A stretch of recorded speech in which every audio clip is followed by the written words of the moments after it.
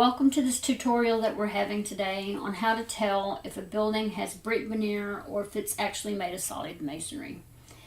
The video today is sponsored by Tillema and Sons Masonry, who have been serving the East Texas area for over 25 years. If you would like a sponsorship, please drop a line in the comment section below and we'll get together on doing a sponsorship for another video.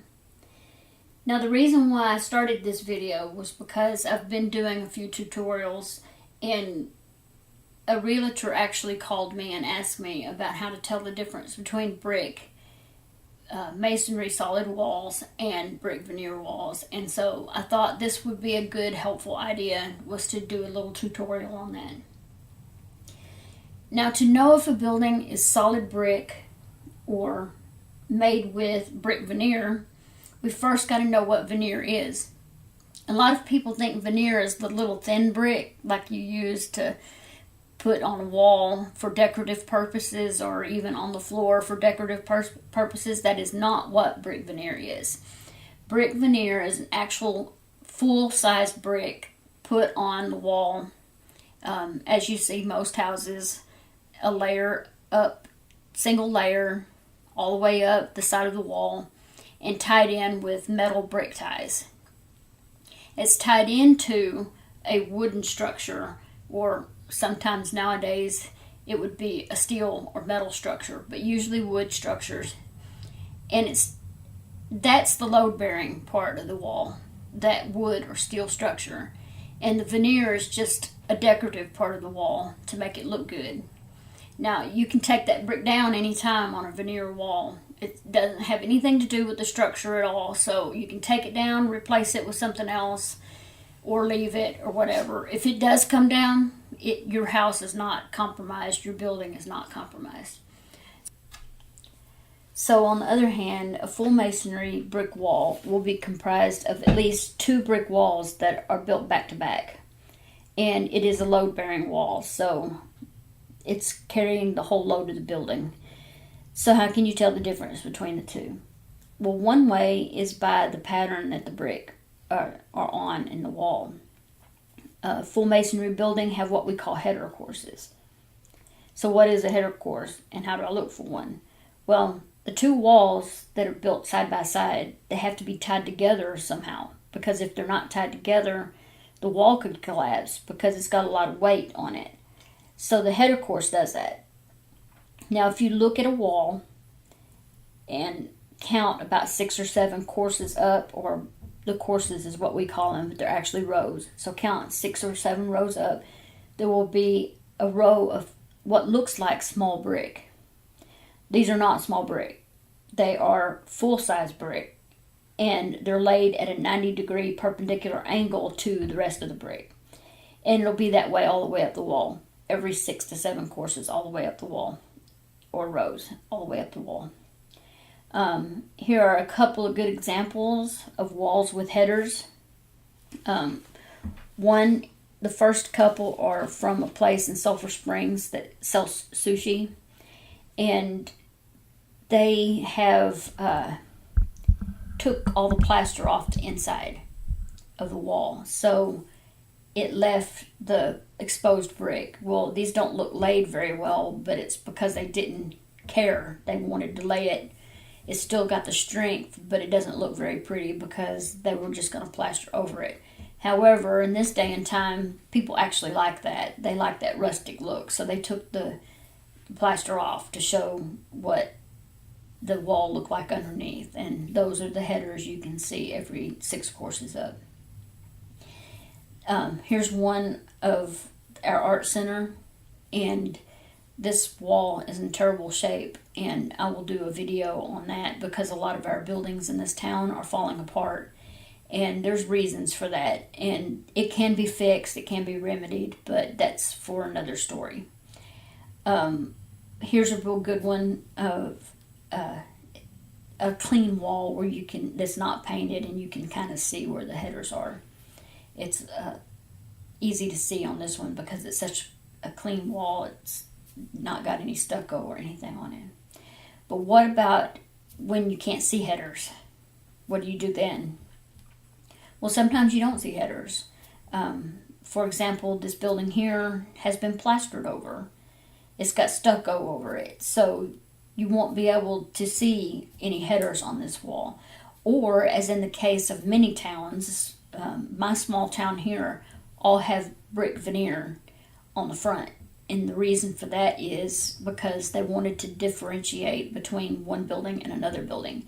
So they put different brick on each building and made it ornate, made each building look pretty in its own way. So you see the veneer and you think automatically this is a veneer wall, but it's not. It's just covering a full masonry wall. So how do you tell?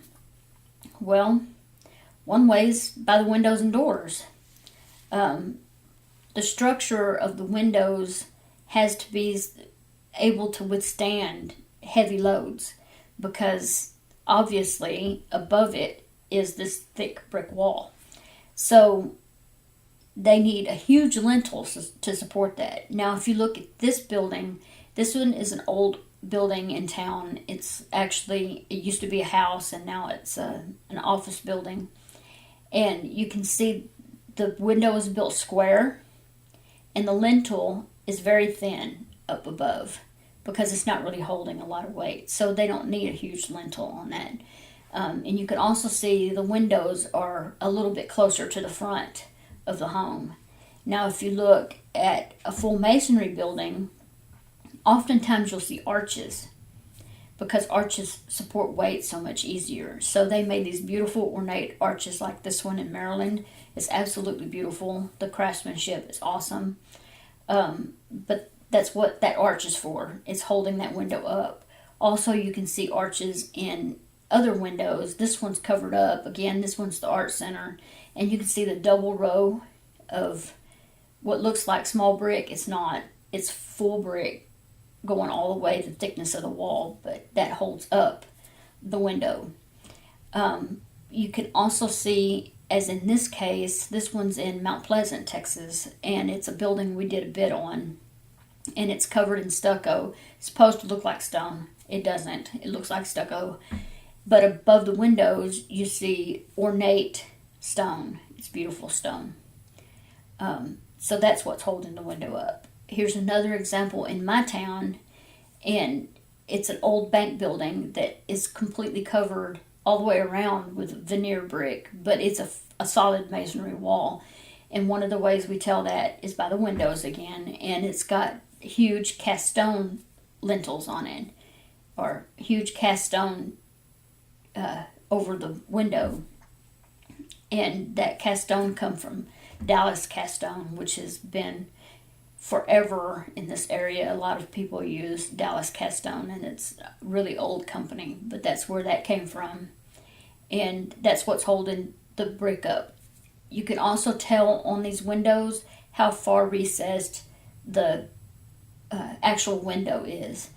Like I said, on the building that we looked at before with the small lintels, the window was closer to the front of the building.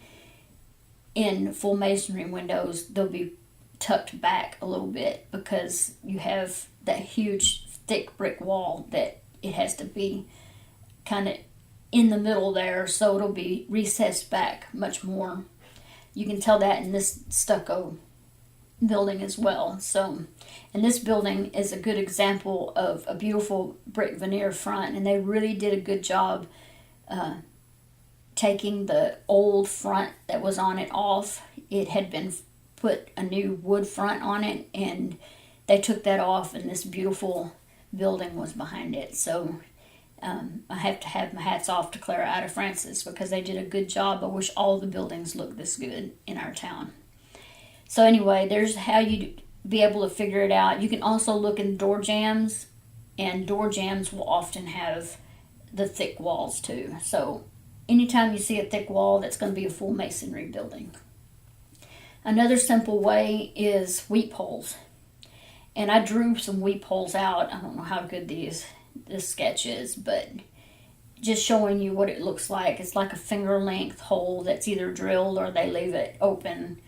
at the bottom of a building, about every 36 inches, you'll see one. And what that is when you have a veneer building,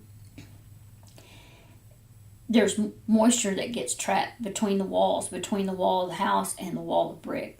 So that water has to go somewhere, that moisture has to go somewhere, and the weep holes are to let the moisture out. Because if it didn't, it would be in big trouble. The house would be in big trouble. So you can always look for weep holes.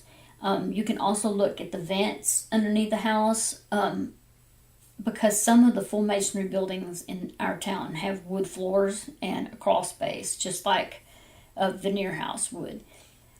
But if you look in the vent, you can see the full thickness of the wall in that vent. On a house that does not have full masonry, it's just the one thin brick is what you see in the vent. So you can look in the vents as well. So that's a couple of ways to be able to tell a full masonry building from a veneer. And it's pretty simple. Sometimes it's not for people that don't know what they're looking for. So if you ever are in doubt, you can always call a qualified mason and have them come look at the building. They usually can tell right away if it's full masonry or if it's just a veneer. And older homes often have veneers and are not full masonry. So especially if the family had money, because now full masonry is very expensive, but back then it was not. It was the least expensive option. So anytime you got a question, like I said, you can always ask a qualified mason to look at the building. And I hope this helped you. I hope that you like it and you subscribe so you don't miss any more of my tutorials or any more of my videos. And if you did like it, let me know. If there was something I can improve on, let me know. Also, drop in the comment section anything you would like to see on a future video so that I can make some more videos and we can really help people learn a little bit about masonry and the importance of it.